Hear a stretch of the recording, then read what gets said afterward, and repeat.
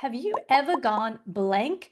You stood up in front of people, you were ready, you knew exactly what you were going to say, and the second you stood up, gone. Every word that you prepared escaped your mind. Your colleagues are looking at you, the team that you lead is looking at you, and the people that are supposed to look up to you are looking at you, and you are mortified. This is the kind of moment that keeps you up at 2 a.m. wondering how you could get out of tomorrow's talk. Because once you've blanked out, you don't want to risk it again. Why would you want to sign up to be humiliated twice? So stay with me because today I'm going to answer that question that haunts every speaker who's ever frozen on stage. Should I memorize my speech? And how should I make sure I don't go blank again? I'm going to answer that question in this video in 4 parts. 1, why we actually go blank. 2, whether memorizing is the answer. 3, something ancient I found in the Bible that completely changed how I think about remembering a message. And 4, how to apply it all starting today.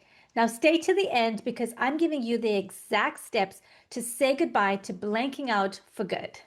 Hi, I'm Natasha. I help brilliant professionals to be brave, bold, and to share their brilliance with the world. If you're a leader or want to be, then subscribe now. The future you, the one that doesn't blank out, will thank you for it.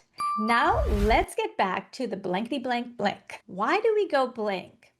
Years ago, even when I knew exactly what I wanted to say, my thoughts would scatter the second I stood up. I didn't go blank completely. My thoughts just stopped being coherent. I left chunks out, important chunks out, and I stumbled through the rest. A lot of my clients actually tell me that they go completely, entirely blank, a total wipeout. And here's what I want you to know. That is not a personality flaw, and it's actually not proof that you're not good at public speaking. It's biology. Your brain is working perfectly well. It's just working for the wrong moment. It thinks you're in danger, so it's protecting you the only way it knows how. When all eyes on you, your amygdala sounds the alarm. Your body floods with stress hormones, the same as a flood hitting your house. Everything in your house matters to you, right? But the second the water is rising, none of it matters as much as you getting out alive. Now, your brain does the same thing on stage. It strips away anything it decides isn't essential for surviving, including your speech, the one that you spent 3 weeks preparing for. So remember, nothing's wrong with you. You're just flooded with stress at that moment. Even legends have lived this. Jerry Seinfeld has talked about this moment on stage where mid-story, with the audience building up towards a point, he says, and what's my point? And then nothing. He couldn't find it. He was standing there, frustrated, looking at his notes, chasing his thoughts, but they won't come. And this wasn't some rookie show. This is a comedian whose entire job is remembering material live and forgetting that in front of a room. Can you imagine? Imagine if he'd walked off stage and decided that he'd never do it again because it was too embarrassing. So if you ever cared so much about a talk that the pressure had backfired on you, that's not weakness. That's your nervous system doing its job at the wrong time. If you've ever gone blank, then drop a comment below with the word froze and tell me what happened. I read every single one and I promise you're not alone. And now for the next question. Should you memorize your speech? The answer is simple. No. And here's why. When you memorize your speech, you build a chain. One word pulls on the next word. One sentence pulls on the next sentence. One idea pulls on the next idea. You get the idea. The problem with the chain is simple.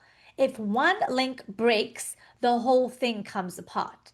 Forget a single word, even for 2 seconds, you derail your entire talk. And here's a second problem. When you memorize your speech, you sound like you memorized your speech. It comes out stiff and rehearsed like a robot. Because instead of spending time and energy connecting with your audience in your tone, in the way that you speak, you are using your energy and trying to recall the exact words you wrote. So if memorizing isn't the answer, what should I do? Well, I'm glad you asked. This is what I want you to do. You're going to learn it by heart.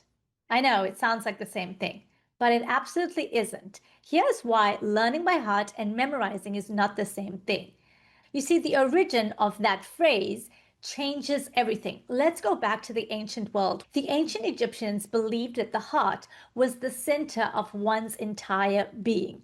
When someone died, every organ was removed during mummification except the heart. It was preserved because they believed it held the person's identity. The ancient Hebrews believed something similar.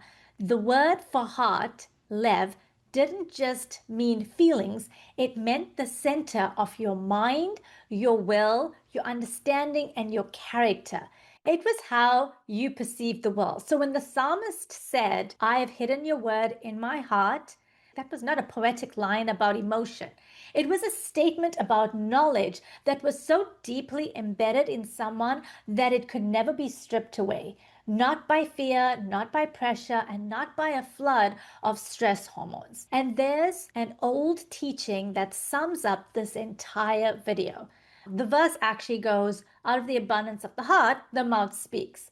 Not out of the abundance of your notes, not out of the abundance of the memorized script, but out of the abundance of the heart. So whatever is in there is what comes out, whether you planned it or not.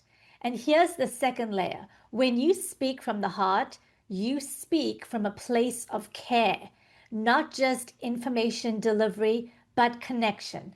The intention shifts from what do I need to get through to what does my listener need from me.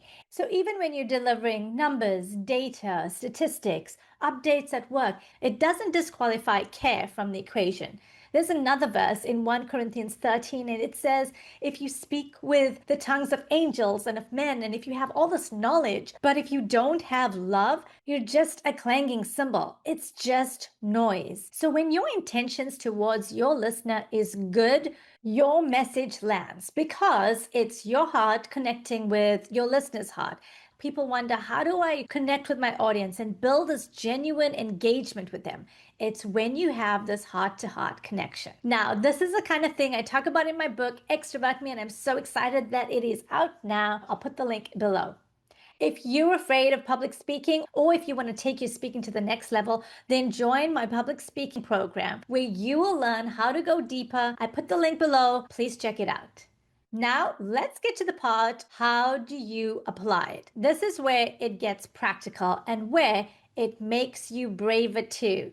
When you build your message with your heart instead of your script, the focus shifts off of you. You're no longer protecting your ego, you're serving your listener. And the moment the focus leaves you, the tightness leaves your body too. You stop clenching and start flowing. That's where real delivery begins. Here's how this works in real life. 3 simple steps.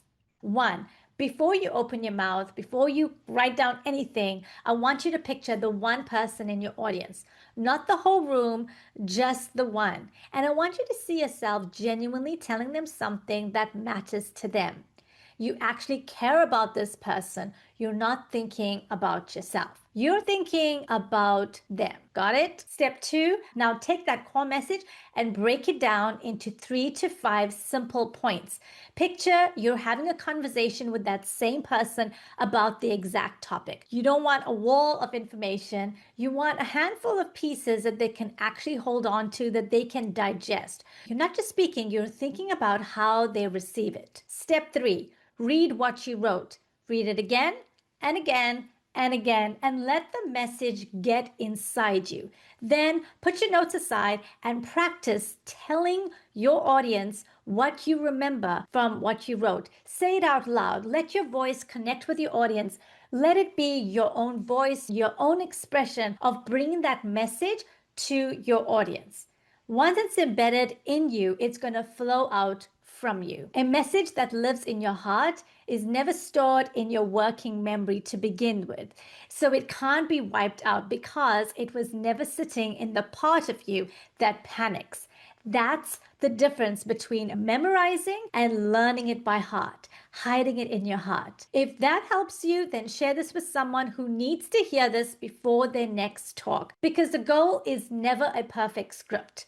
It is a message that couldn't be taken from you, even on your worst day.